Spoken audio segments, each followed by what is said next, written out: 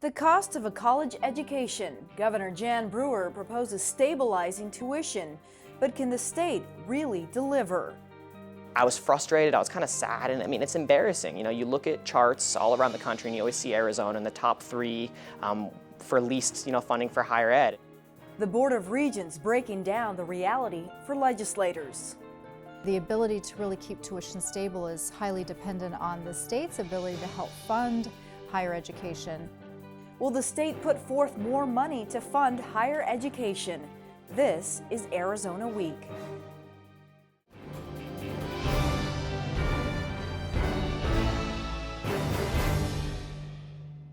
Tens of thousands of dollars for a college education. How do students cope? And is the cost leaving higher education on the back burner? Arizona Public Media's Alexandra Salazar spoke with students. Tuition is on the minds of many college students, and the governor knows it. Arizona students and families need stability and affordability in their college education. To ensure that these twin goals are met, I'm asking our Arizona Board of Regents to develop a plan and adopt a policy that guarantees stable in-state tuition levels for the 4 years it should take a student to graduate. Arizona Week set out across the University of Arizona campus to find out how students pay for their tuition. Jenna Grimes is a U of A senior. I pay with different ways. I'm part of Arizona Assurance, so part of it is grants, part of it is scholarships, and then I also have student loans, and I also supplement my income with a work-study job. I think money is always in the back of my mind. I'm not afraid to get the student loans out because I know it's an investment in myself, and I think that students need to understand that. And that's why you go to school, so you can make more money. Johnny Tran is a U of A junior. He earned a full-ride scholarship through the High Honors Tuition Scholarship from the Arizona Board of Regents. I pay for college with the High Honors tuition. That covers the majority of my tuition, and as well as expenses like books and supplies I pay for with financial aid. An opportunity this Tucson native is grateful for. I'm a first-generation college student.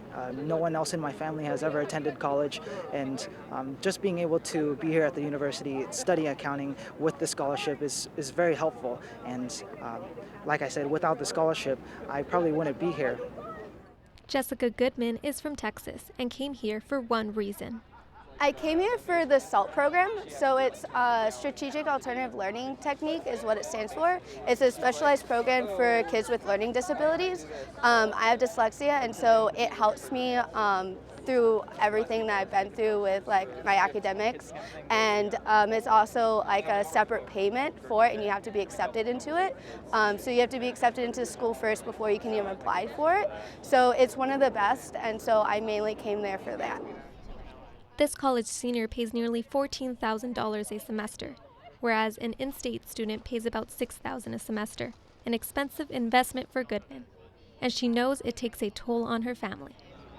My parents I feel bad they have to pay for loans for many years from now. So hopefully when I graduate, I'll get a good job and I'll be able to help out with those loans. Many college students work while they go to school. Timothy Rogan was doing both, and it was more than he could handle. I just previously quit so I can focus more on school because I was working 40 hours a week and then 19 units, so it was a lot. This biology major counts on programs available to students like him. I use FAFSA for the most part because obviously I'm a broke college student and my mom's taking care of 4 siblings, so it's also really hard to pay for, however much tuition is every year. Governor Brewer hopes state leaders will stabilize tuition so students can graduate in 4 years, something these students would like to see happen. Oh, I know I'm going to have to take more years, especially if I decide to double major. So I'm also trying to take summer classes as well. So I'm also taking the extra time, and there's extra money that's also going into it. So it's going to be hard. Freshman Dala Kadora is just starting her college career and knows she'll have to pay more than she budgeted for. I really don't understand much about the tuition besides the fact that I'm paying it every single semester, and that the fact that, yes, you do have your stable tuition past your 12 credits, and no matter how many more credits you take, you don't pay much more, but there are some classes that you would be taking that you would have to pay an extra fee. And I remember looking at a class that cost an entrance fee about $360, and then you also have to pay for your textbooks afterwards. So tuition kind of is just like, hey, you're now in the university and you're going to have to pay for everything else anyways. Students and college administrators will be watching closely for what lawmakers and the governor do with higher education funding. For Arizona Public Media, I'm Alexandra Salazar. President of the Arizona Board of Regents, Eileen Klein, says the state's plan to pump more money into higher education is not as easy as it sounds. The governor's plan or hope to stabilize or freeze tuition, how likely is that? Well, we can certainly understand the governor's concern, and the regents are equally concerned about what can be done about tuition long term. So as you know, in the governor's State of the State, she called on the regents to try to figure out a plan to really guarantee stable tuition over time so that a family knows as they come in and their student starts college what they could predict in terms of tuition increases. So the regents are very eager to explore options around this. Obviously, the ability to really keep tuition stable is highly dependent on the state's ability to help fund higher education, but we do see a way to build a map so that families can see exactly what to expect over the course of time that a student is in college. So we want to put together a framework that would predict really what their tuition expenses would be during the course of their time in college. But the Arizona Board of Regents would still need some funding from the state. Talk a little bit about what those numbers actually mean for you. Absolutely. The state funding is really critical. So if you think back a few years ago when the state was facing, the economy was really in free fall, the state had to make some very, very large budget cuts, and the universities really bore the brunt of those. About $400 million was cut out of the university system right at the same time that we had about 23,000 new students to serve. And the challenge of that meant that we needed to find resources. We didn't want to turn students away. So accordingly, the regents then began to realize that we needed to raise tuition to help make up the difference. So what we have seen is that with the state starting to add back dollars now that we're in recovery as they did last year, we're able to see a moderation in the tuition rates. The challenge is going forward, how can we make sure we have enough state funding? Because whereas several years ago, the state was the #1 funder of our universities, today tuition, our families, our students are the #1 funders, and we're concerned about the sustainability of that model. So having additional state support is critical if we're going to make sure that we have a stable rate of tuition. Earlier you mentioned that the regents would be looking or exploring some options. Can you give us some indication of what you mean when you say options? Right, so at this next board meeting, which is next week in February at the ASU campus, the board, I will be presenting to the board on behalf of the university presidents some options where we could look at a framework whereby each of the universities can begin to take a longer range view, set a tuition plan. It could be something like a multi-year tuition plan that would be part of the university's overall business plan so that everybody, whether it's students, families, university budgeteers, the presidents, and then of course policymakers would all understand what we would be charting in terms of anticipated tuition for over the next several years. And then that could, if once adopted potentially, then that could be shared with families, you know, maybe on the website so that families would know coming in and students would know coming in what to expect. So that's certainly one option. We, in April, will actually look at the real tuition requests from each of the universities. Arizona State University has already predicted that this spring they probably won't be seeking a tuition increase for in-state students, but we still need to see what the others are able to do and put that all in the mix along with our state funding and figure out really where we're going to be. But just building that plan itself, I think, is going to be a significant step in providing that predictability for our students. And how soon might we see some of those options? You say that the first time we'll hear about them with the Board of Regents is perhaps in February at this meeting, but how soon might families actually start to see those numbers change? So the numbers, we really can't predict just yet. We're certainly very active at the Capitol in the next several weeks. Next week we have our appropriations hearing, and so we'll begin to get a sense of what the state is going to be able to make in terms of contributions. So the governor did add additional dollars to the university system for this upcoming budget year. Those help, but we need to see some more dollars added to even her proposal, particularly around the University of Arizona. They are very much in need of some additional resources. And also in the budget plan, we're eager to see what the future for university funding looks like. One challenge of the governor's budget proposal is that there's no means or mechanism really to fund the universities long term. So we need to have some conversations, and the governor has already told me she's open to those conversations so that we can really figure out what the path is, because again, that state support is really critical in the regent's ability then to hold down tuition as low as they can. There are students out there who postpone their education, or it takes longer to actually complete their degree, families who are really struggling to make ends meet when it comes to attaining a university degree. What do you say to those people? Right, well, certainly we understand. First, I applaud them for persevering, because it's proven time and again that individuals who have higher education are able to do much better in their careers in terms of lifetime earnings and their ability to keep a job even during periods of downturn. So staying the course is really important to those students, and I appreciate that they're making every effort and often having to work as they go through school. Every student is different. The good news is that our trends are actually changing. We're beginning to see an increase in the number of individuals who are able to graduate within 4 years. So since 2008, we've had almost a 20% increase in the number of students who are graduating within the 4-year time frame, and a lot of them are doing it by taking heavier course loads. So we are encouraged by that, but we recognize that the affordability issue is just huge, and we need to make sure that we do have affordable options for our students. So in the past several years, we've tried to create multiple pathways so that maybe not every student needs to be on a research campus, and they have other options, whether it's an online degree or they're able to partner with go through a community college and go into a 2+2 or a 3+1 type of program that minimizes their time in a more expensive educational setting and allows them, again, another pathway that can be more affordable. So we're trying to also change our approach so that we can better meet the needs of students.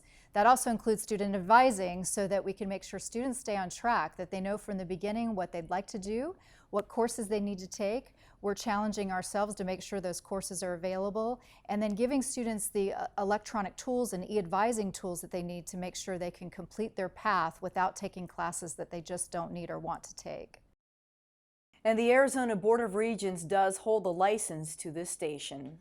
Here at the University of Arizona, the cost of undergraduate tuition has nearly doubled since 2007. Morgan Abraham is president of ASUA, which represents the student body. Earlier this week, he sat down with Arizona Public Media. Here again is Alexandra Salazar. You represent the student body here at the University of Arizona. What steps has ASUA taken? Yeah, so I mean, when the governor said that, it was kind of very, vague terms. She used the word predictability a lot, but it didn't necessarily mean anything. So kind of the two options that we see coming from there is, you have predictable tuition that, President Hart or President Crow kind of states tuition is going to increase by X amount every year. I mean, but potentially that doesn't solve the problem. They could say tuition would increase by 10% every year. So we don't really see that as a viable option, even though it is predictable and it does kind of go along with what the governor said. What we're leaning towards and what we're kind of pushing towards right now is something more along the lines of Minority Leader Chad Campbell's bill last year, which would kind of freeze tuition at all public universities in Arizona for 4 years. We like that for a number of reasons.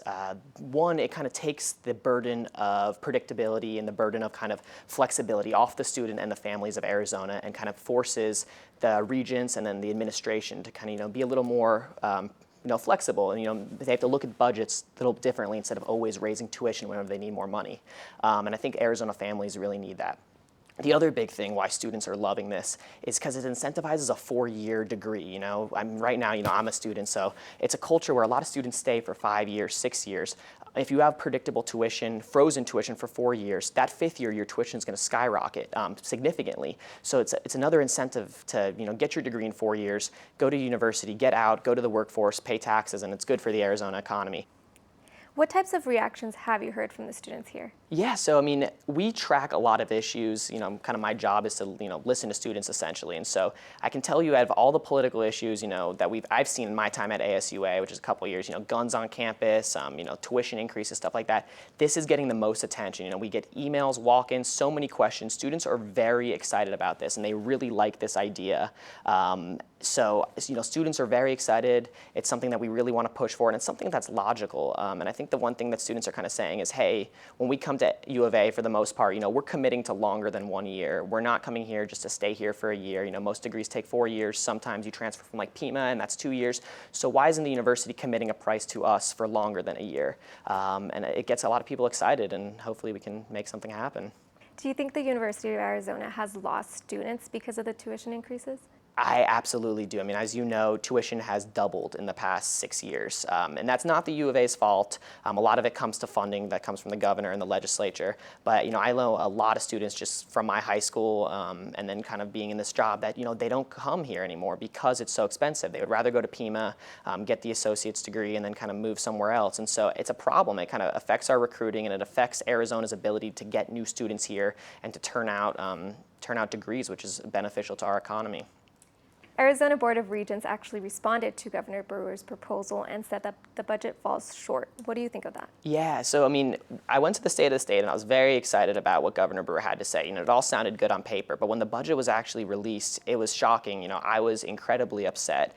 I think we asked for something like $107 million in higher ed funding, which really isn't a lot of money compared to how much we've lost in the past. Of that, I want to say U of A asked for about 50-something million, and I don't know these numbers off the top of my head. Her budget proposes, I think, only $30 million of higher ed funding. 26 of that is for parity funding that go directly to ASU and NAU. So for a U of A student, she pretty much gave us nothing. I was frustrated. I was kind of sad, and I mean, it's embarrassing. You look at charts all around the country, and you always see Arizona in the top 3 for least, funding for higher ed, and it's a bummer that that's my state. It's a state I love. So I'm hoping that the legislator will see that and they'll kind of work with us to fund higher ed properly. The governor released her budget, and though she dedicated more dollars to education, it wasn't quite what many expected. Joining me to talk a little bit about the number game is political correspondent Christopher Conover. Let's talk about those numbers. Is it more money for K through 12 or really higher education, and where do those numbers come from? The budget is basically a big pot of money that the legislature starts with every year, and the first thing they do after they determine how big that pot of money is what things need to be funded, have to be funded in the amounts, and they take that out. Everything that's left is now divvied up through the rest of the budget. So while you might not take money from higher education to give to K-12 or vice versa, once the money is divvied up, it kind of has a robbing Peter to pay Paul because there's only a finite amount of money to be dealt with. Okay. And you spoke with House Minority Leader Chad Campbell about this. I did. The Democrats have a plan for K-12 funding, and I sat down with House Minority Leader Chad Campbell to get him to explain what exactly they would like to do. It's a much better plan than what she proposed last year, which was really kind of universally opposed down here on both sides of the aisle. But my concern is that $40 million may be put to better use. The schools have a lot of needs still. They're going to get the inflation funding now because the courts are finally saying we have to, which is what Democrats have been saying for many years. We have to give that money to them. But they still have other needs. They have capital needs. They have needs in terms of training teachers and administrators for the new testing standards we're going to be implementing. So I'm not sure if that $40 million being used for this student success funding, as the governor is calling it, is the wisest use of this money. It may be more appropriate to just give that money to the schools and let them do with it what they think is best. It sounds like you want to, as you said, give the money to the schools, but not hinder it. You guys aren't teachers. Let the teachers and principals figure it out. Yeah, I mean, that's something we've always been a proponent of, is letting the schools address their own needs. But they have a lot of needs. So, again, that $40 million may be helpful, don't get me wrong, for schools, and I'm sure they would take it no matter how it comes to them. But it may be better used in other ways. And quite honestly, I think they're going to need more money than that anyways. Besides the inflation funding, besides the $40 million, I think that they're going to need more money regardless. And moving from education to another big children's issue, the child welfare program going to get a lot of attention this legislative session, right? It is. This is the big bipartisan issue, if you will. All the problems at the agency that was known as CPS and how to fix them. Now, it does break down along partisan lines on the how the fix will be done part, but everybody agrees this is a problem that must be dealt with. And if not completely fixed this session, at least we have to get moving on the fix. There are enough problems that it's going to take time.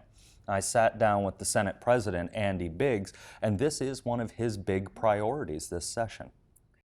As the top officer, the Senate President, what are the priorities? What do you want to see come out of your chamber and the legislature as a whole?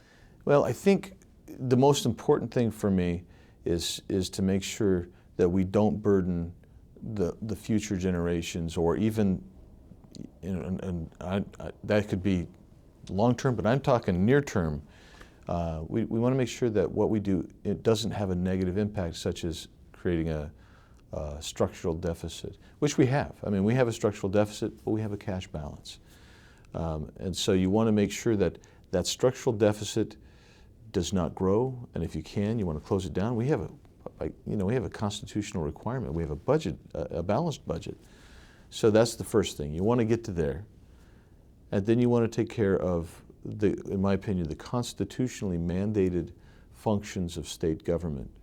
That includes education, it includes public safety, it includes transportation type of issues, and some certain, within our Constitution, some certain social welfare type issues. You got to balance all those out to see how you can live within the revenue that you anticipate having. That's what I want to see. I want to see us take care of our needs, but make sure that we've balanced our budget as well. Is CPS, obviously there are structural problems, but is this a need for a structural fix or more money, or a combination of both, and can it be done quickly in a year? I think that we have a structural issue first and foremost. And the reason I say that is CPS actually had more money last year than it's ever had before, and yet we saw the persistent problems. The other thing that we know is, if you look back over the past 30 years, maybe even longer, every few years, almost as if cyclically, you have a major problem where, the children aren't protected. In this instance, we had files not being investigated, cases not being investigated. That tells me that there's a structural systemic problem.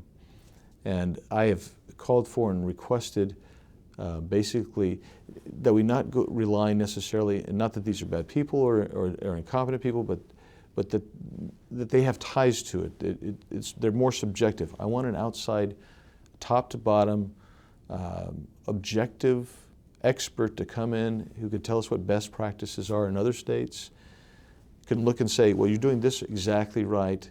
This seems to be a problem. Maybe you have a process that can be made more efficient. You're taking 7 steps. It can be done in 2 or 3 steps. Most states get it done in 3 or 4 steps, but you can do better.